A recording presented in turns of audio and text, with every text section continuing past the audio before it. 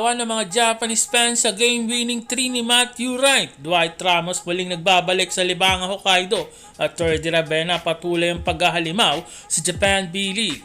While patuloy ang pananalasa ng mga Filipino-Asian import sa Japan B-League at muli nga nagbabalik ang pinakapoging Asian import sa Japan na si Dwight Ramos. Impressive naman ang pagbabalik ni Dwight galing sa injury. At sa pagbabalik nga nito ay naka-score agad ito ng 12 points na may 4 rebounds at 1 block.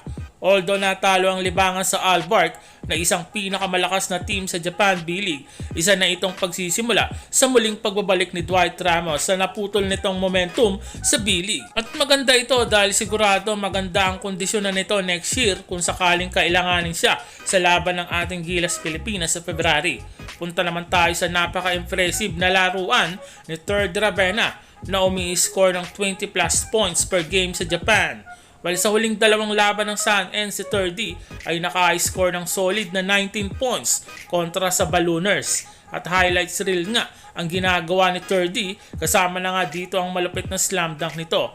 Nag-improve na rin ang shooting ni Terdy at yung laruan nito sa loob na lalong gumaganda.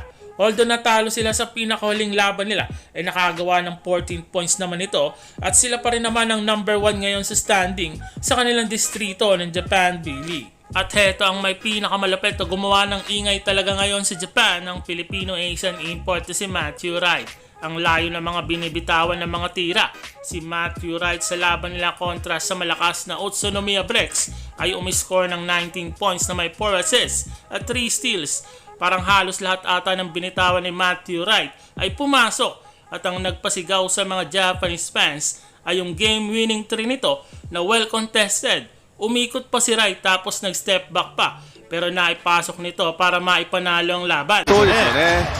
そうすると相手の同点10秒切りましたね。チャンスはここでライト入れるスリーポイントを手出した出たマスーライトのスリーポイント Matagal na nitong ginagawa ito sa PBA at scoring machine din talaga ito kaya kinuha ng Japan B-League. Well, isa din si Matthew Wright sa mga mainstay dati ng ating Gilas Pilipinas na naglalaro sa PBA at naglalaro na ngayon sa Japan B-League. 2.5 million ba naman ang kada buwan? Pero at least sobrang ganda na ng ginagawa nito ngayon sa B-League. Gamit na gamit pa at bilang may dugong Pilipino ay sobrang nakaka-proud talaga. Maisingit lang natin si RJ Abarientos. Maganda din ang nilalaro para sa Shinsu Brave Warriors. Sa huling game nila, 14 points ang iniscore nito at noong isang araw usap-usapan ang 22 big points nito.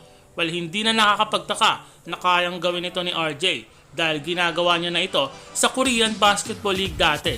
Kailangan lang manalo sila kada laban dahil 11 sunod-sunod na talo na ang kanilang nakukuha sa kasalukuyang season ng Japan B-League.